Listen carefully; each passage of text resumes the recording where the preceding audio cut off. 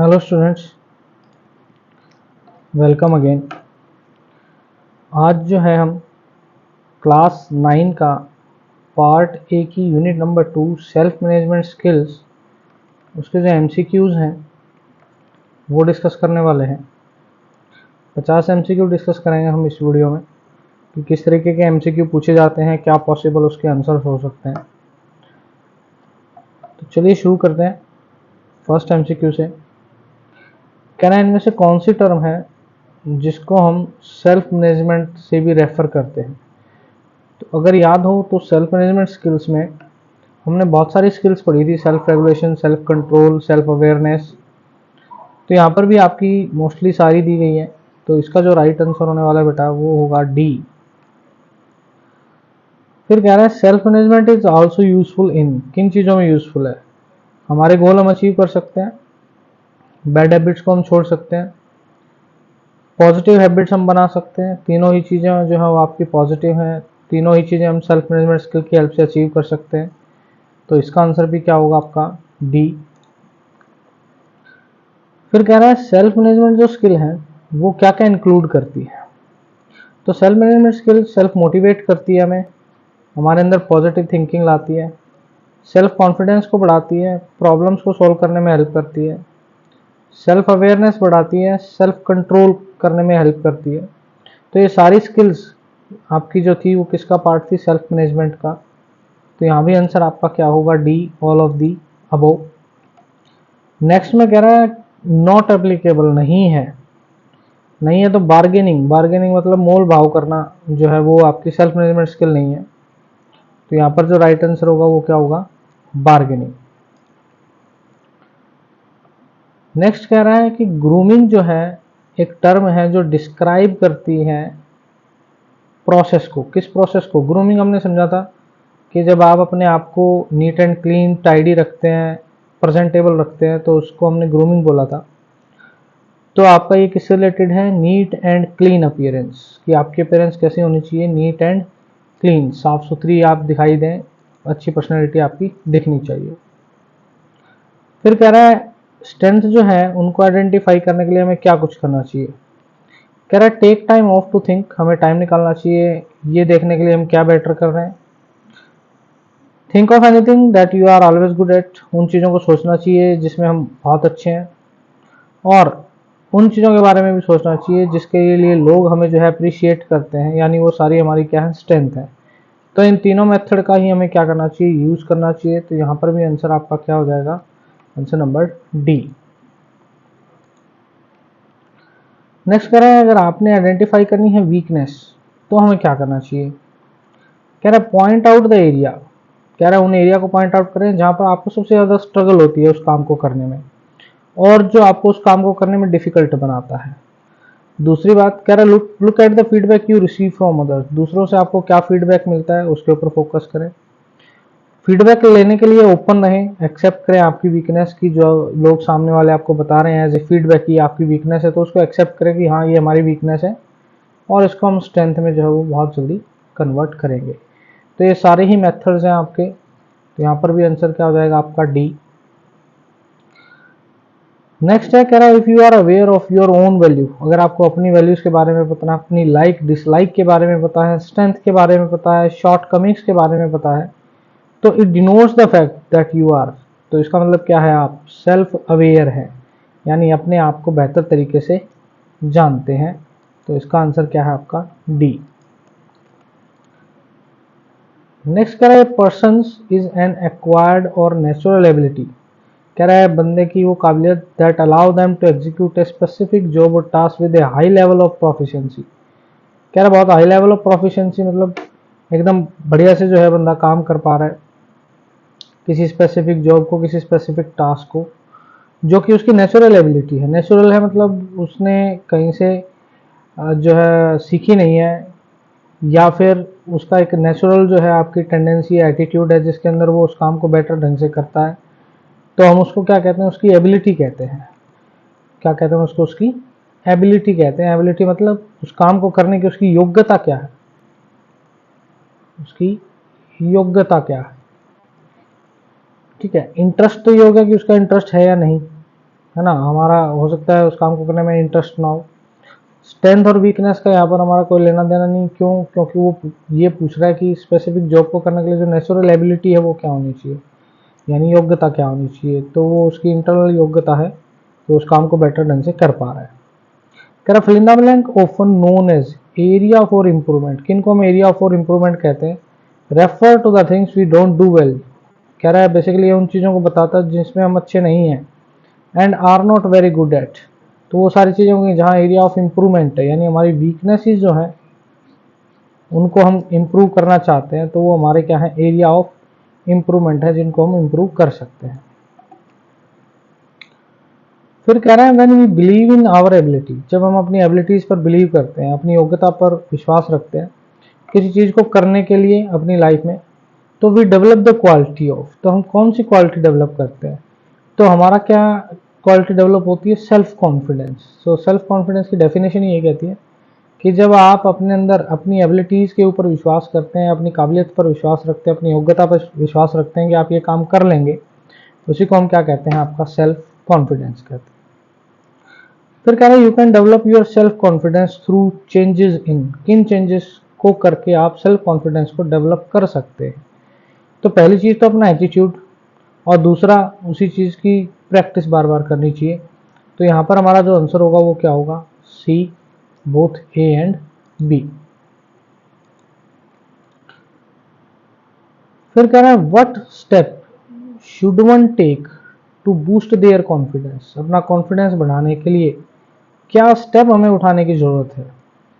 सबसे पहला है कि आप अपने गोल्स बनाएं लाइफ में। Appreciate one self for all the achievement, जो भी आपके अचीवमेंट है उनके लिए अपने आप को अप्रिशिएट किए। या फिर ऑलवेज थिंक पॉजिटिवली, हमेशा पॉजिटिवली सोचें। Talk to people who are confident, या केवल उन लोगों से बात करें जो कॉन्फिडेंट हो। तो कॉन्फिडेंस बूस्ट करने के लिए हमें क्या बनाने पड़ेंगे? अपने गोल बनाने पड़ेंगे। गोल बनाएंगे, उन छोटे छोटे गोल्स को जब आप अचीव करेंगे तो आपका सेल्फ कॉन्फिडेंस क्या होगा? इंक्रीज होगा। आपका गोल ही नहीं है, आपने कुछ अचीव ही नहीं किया, तो आपका सेल्फ कॉन्फिडेंस डेवलप नहीं होगा। फिर कह रहा है which of the following is a sign of someone who is self confident, कह रहा है जो बंदा सेल्फ कॉन्फिडेंट होगा उसका हमें कैसे पता लगेगा, कैसे आप पता कर पाएंगे? तो वो क्या होगा? पैशनेट या कमिटेड आपका जो है वो होगा, यानी अपने काम को लेकर उसको कमिटमेंट होगी, वो उस काम को पूरा करेगा ही करेगा। पैशनेट का मतलब तो आपका ये हो गया कि वो उस काम को लेकर पागलपन है उसके अंदर, लेकिन पागलपन होना और कमिटमेंट होना दोनों अलग चीज़ें हैं। तो वो क्या होगा? आपका कमिट होगा कि उसकी जो इनर फोर्स है वो उसको मजबूर करेगा, जिसको हम सेल्फ मोटिवेशन भी बोलते हैं, वो उसको मजबूर करेगा उस गोल को अचीव करने के लिए। तो वो क्या होगा? अपने काम को लेकर कमिटेड होगा, यानी करेगा ही करेगा। कह रहा है attitude of a person might be classified as either, attitude कैसा हो सकता है? पॉजिटिव नेगेटिव दोनों हो सकते हैं। किसी का पॉजिटिव एटीट्यूड होता है किसी चीज को लेकर, किसी का नेगेटिव एटीट्यूड होता है। कह रहा है which of the following is A positive thinking example, positive thinking सकारात्मक सोच का एग्जाम्पल इसमें से कौन सा है? कह रहा है ओवरकमिंग चैलेंजेस, चैलेंजेस को ओवरकम करना। मेकिंग यू डू वेल और making you N energetic individual, बेहतर चीजें करना, अपने आप को एनर्जेटिक रखना। Helping you get better at work, दूसरों की हेल्प करना अच्छा काम करने के लिए आपके वर्क प्लेस पर। तो ये ऑल ऑफ दी अबव सारे ही क्या है? पॉजिटिव थिंकिंग के एग्जाम्पल है। कह रहा है कौन सी चीज बेनिफिट करती है आपकी हेल्थ को और आपकी वेलबींग को? तो हमारी जो क्लीनलीनेस है, जो हमने पर्सनल हाइजीन में भी पढ़ते हैं, जितना आप अपने आप को क्लीन रखेंगे, गुड हैबिट्स रखेंगे, उतना आप क्या रहेंगे? फिट रहेंगे। फिर कह रहे the process of making yourself look neat tidy and smart, अपने आप को साफ सुथरा रखना, स्मार्ट दिखाना क्या कहलाता है? हमने पहला ही एमसीक्यू किया था कि ग्रूमिंग जो है वो आपका क्या है? वो प्रोसेस है जिसमें हम अपने आप को साफ सुथरा रखते हैं और बेटर पर्सनैलिटी जो है वो दिखाते हैं। फिर कह रहा है पर्सनल ग्रूमिंग वो टर्म है जो डिस्क्राइब करती है मेंटेन करना पर्सनल हाइजीन को, किस लिए? ताकि हमारी जो पर्सनैलिटी है वो प्लीजिंग हो, यानी सामने वाले को देखने में हम बेहतर दिखाई दें। तो कह रहा है ये आपकी क्या है, पर्सनल ग्रूमिंग में आता है। ब्रशिंग टीथ और ट्रिमिंग नेल्स जो है वो आपके इसके पार्ट हो गए कि पर्सनल ग्रूमिंग करने के लिए हमें क्या करना चाहिए। वो डिस्क्राइब नहीं करती, इसने टर्म हमें डिस्क्राइब करने को पूछा है। तो अगर ये पूछता कि कौन से इसमें एग्जाम्पल है पर्सनल ग्रूमिंग के, तब हम बी और सी की तरफ मूव करते। फिर कह रहे हैं dressing and grooming are vital since they assist us in our daily activities. कह रहे हैं ड्रेसिंग और ग्रूमिंग जो है वो सबसे इंपॉर्टेंट है, क्योंकि डेली एक्टिविटी के लिए हमें जो असिस्ट करते हैं कि हमें कैसा दिखना चाहिए। कह रहे हैं look smart, feel confident about our self, make a good impression of our self. तो क्या आएगा इसमें, डी ऑप्शन आएगा। सारी चीज़ें ही आपकी ड्रेसिंग और ग्रूमिंग में जो है वो काउंट होती है।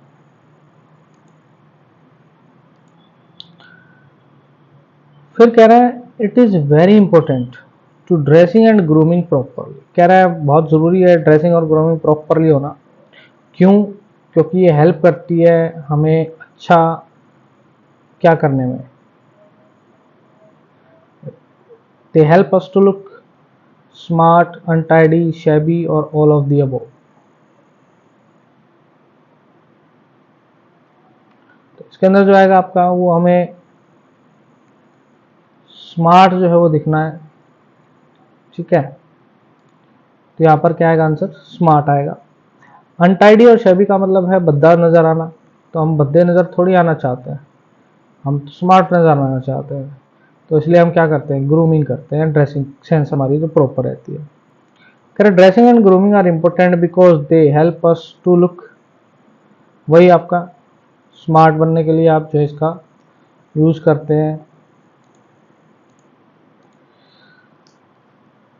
फिर आता है the aim of self management person at conducting oneself for the greater good of the. कह रहा है सेल्फ मैनेजमेंट पर्सन यानी जो अपने आप को मैनेज किया अच्छे तरीके से, उसका क्या अच्छा प्रभाव पड़ता है, किस पर पड़ता है। तो अच्छा प्रभाव तो इंडिविजुअल खुद के ऊपर भी पड़ेगा, फैमिली जिस बैकग्राउंड से वो आया है उसकी भी तारीफ होगी, और जिस सोसाइटी के अंदर वो बैठेगा वहाँ पर भी लोग उसकी तारीफ करेंगे। तो यानी उसके एक के सेल्फ मैनेजमेंट जो पर्सन है उसकी वजह से तीनों ही पार्ट्स पर जो है आपका इफेक्ट पड़ेगा। तो इसका आंसर क्या आएगा, all of the above. Next आता है, कह रहा है हेल्प करते हैं हमारी मेंटेन करने में गुड हेल्थ और फिजिक। तो हमारे जो अच्छी आदतें हैं, हमारे जो मैनर्स हैं, हमारी जो अच्छी नॉलेज है, वही हमें हेल्प करती है हमारी हेल्थ को और फिजिक को बेटर रखने में। तो ऑल ऑफ दी अबव इसमें आना चाहिए।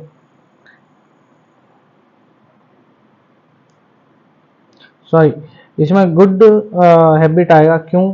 क्योंकि केवल हेल्थ और फिजिक की बात की है इसने। हेल्थ एंड फिजिक के लिए हमारी हैबिट्स अच्छी होनी चाहिए, ठीक है। अगर ये पूरा ग्रूमिंग और आपका ग्रूमिंग की पे बात करता, ठीक है, और हाइजीन पे बात करता, तो फिर हम सारी चीज़ें इसमें काउंट करते हैं। अभी केवल ये किस पे, हाइजीन पे बात कर रहा है, हेल्थ से रिलेटेड बात कर रहा है। तो अच्छी हैबिट्स होंगी तो हेल्थ हमारी क्या रहेगी, सही रहेगी। फिर कह रहा है what are the principles of self management. Self management के प्रिंसिपल कौन से हैं? तो हमने पढ़े थे कि सेल्फ मैनेजमेंट के अंदर बहुत सारी स्किल्स आपकी इंक्लूड होती है। Self monitor, self evaluation, self reinforcement. तो ये आपका क्या आएगा, ऑल ऑफ दी अबव। फिर कह रहा है इनमें से कौन सी नहीं है। ध्यान रखिएगा, कई बार पूछ लेता है कौन सी नहीं है। सेल्फ कॉन्फिडेंस पढ़ी है, स्ट्रेस मैनेजमेंट पढ़ी है, इंडिपेंडेंट वर्किंग पढ़ी है, लेकिन टाइम कंज्यूमिंग, टाइम मैनेजमेंट हमने पढ़ी थी, टाइम कंज्यूमिंग हमने नहीं पढ़ी। तो यहाँ पर जो आंसर होगा वो टाइम कंज्यूमिंग होगा।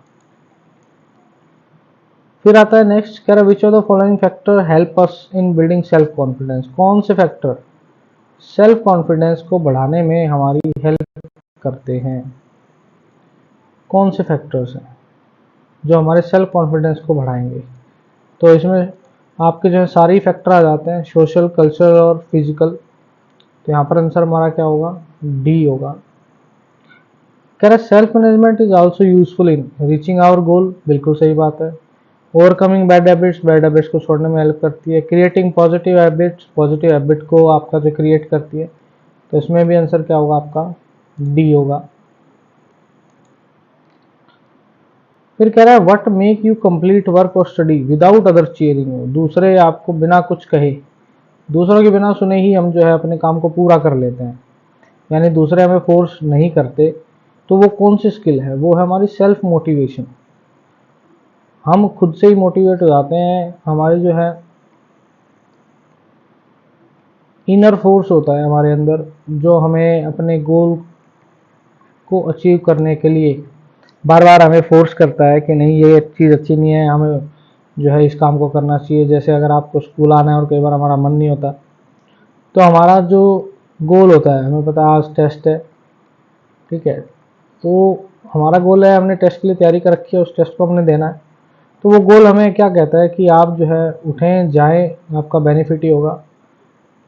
तो इस तरीके से हमें वो इनर फोर्स होता है जो हमें हमारे डिसीजन को चेंज करने में हमारी हेल्प करता है। तो उसी को हम क्या कहते हैं? सेल्फ मोटिवेशन कहते हैं।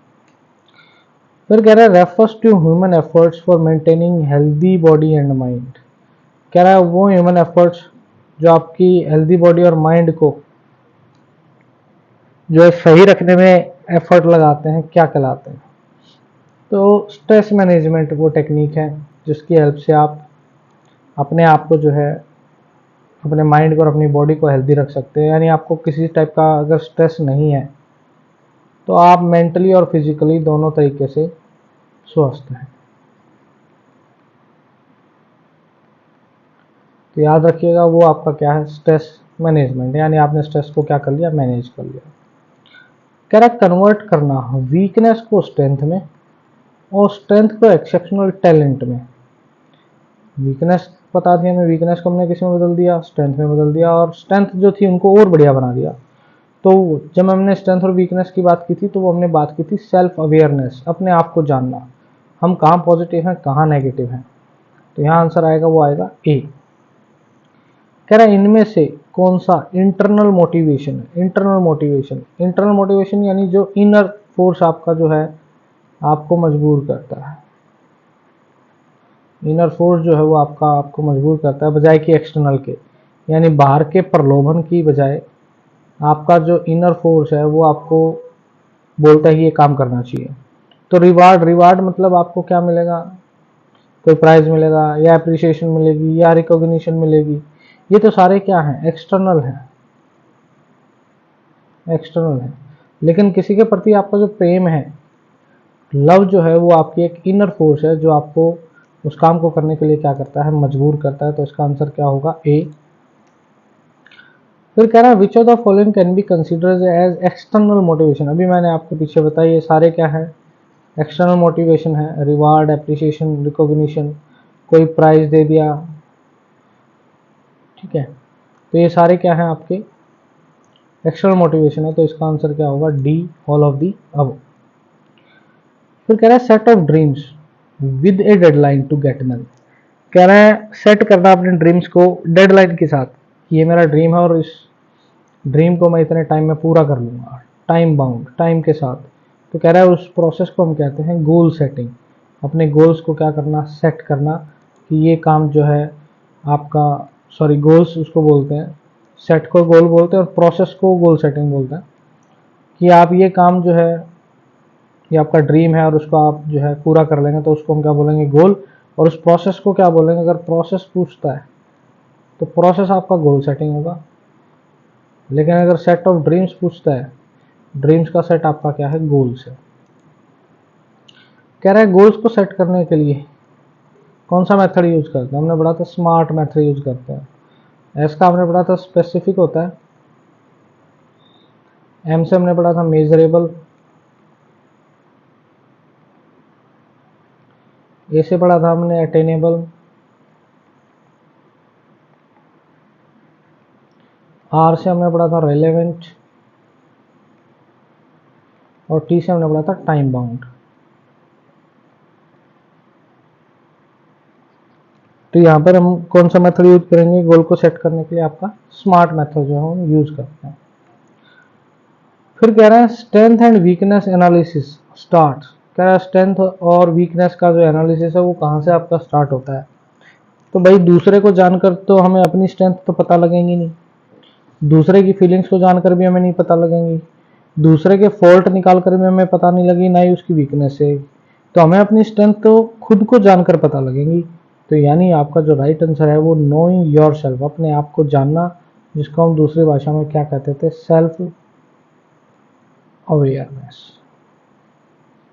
तो यानी इसका राइट आंसर क्या होगा, डी होगा। फिर आते हैं नेक्स्ट पे, कह रहा है क्वालिटी क्या होंगी सेल्फ मोटिवेटेड पर्सन की। जो सेल्फ मोटिवेटेड होगा यानी खुद से ही मोटिवेट होगा इनर मोटिवेशन से, वो हमेशा फोकस्ड रहेगा, उसको पता होगा क्या इंपॉर्टेंट है लाइफ में, और जो उसके ड्रीम्स हैं उसके प्रति क्या रहेगा, डेडिकेटेड रहेगा। तो सारी ही बातें इसकी सही हैं, तो इसका राइट आंसर क्या होगा आपका, डी। क्या ना इनमें से कौन सी टेक्निक है जो हेल्प करती है फिजिकली एक्टिव रहने में। तो फिजिकली एक्टिव रहना आपको, फिजिकली यानी आप एक्सरसाइज भी कर सकते हैं, आप योगा भी कर सकते हैं। क्या खाली सोने से हम एक्टिव रह सकते हैं, हेल्दी डाइट लेने से, खाली स्लीप लेने से नहीं।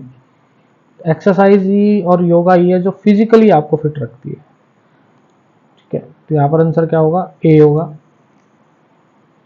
फिर कह रहा है परेश लाइक नहीं करता किसी गेम को हारना, किसी गेम को हारना उसको पसंद नहीं है। तो वो उसकी क्या है, स्ट्रेंथ है, वीकनेस है, इमोशनल इंटेलिजेंस है, वो उसकी वीकनेस है, क्योंकि उसको हार पसंद नहीं है, वो उसको नेगेटिव ले रहा है, यानी वो लर्न नहीं कर रहा, फेलियर से वो चीज़ें सीख नहीं रहा है, उसको सीखनी चाहिए चीज़ें, तो ये उसकी क्या है, वीकनेस है। फिर कह रहा है breathlessness, dry mouth, butterfly in stomach, indigestion. सांसों का रुकना या फिर कम आना या ऐसा महसूस होना सांस नहीं आ रहा, गले का सूखना, पेट में आपके चूहों का दौड़ना, बटरफ्लाईज, कैरेंडाइजेशन यानी खाना जो है वो ना पचना, किन चीज़ों के साइन है, किस टाइप का स्ट्रेस है।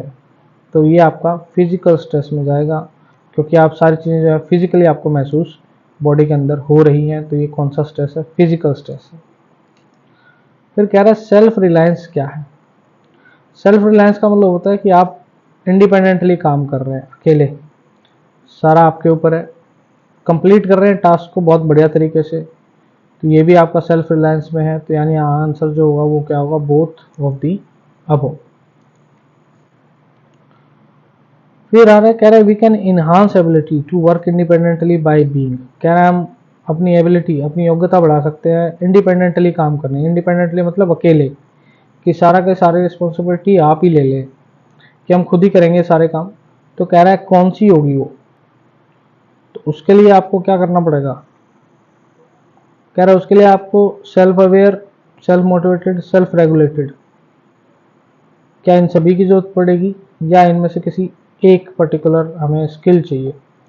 तो सेल्फ अवेयर हमें पढ़ा था कि आप अपने वीकनेस और स्ट्रेंथ को जाने, सेल्फ मोटिवेटेड पढ़ा था कि आपका एक इनर फोर्स जो आपको फोर्स करेगा उस काम को करने के लिए, और सेल्फ रेगुलेटेड मतलब आप अपने आप को चेक करते रहेंगे बार बार कि वो चीज़ें क्यों ज़रूरी हैं। तो यहाँ पर आंसर क्या आएगा आपका, ऑल ऑफ दी अबव।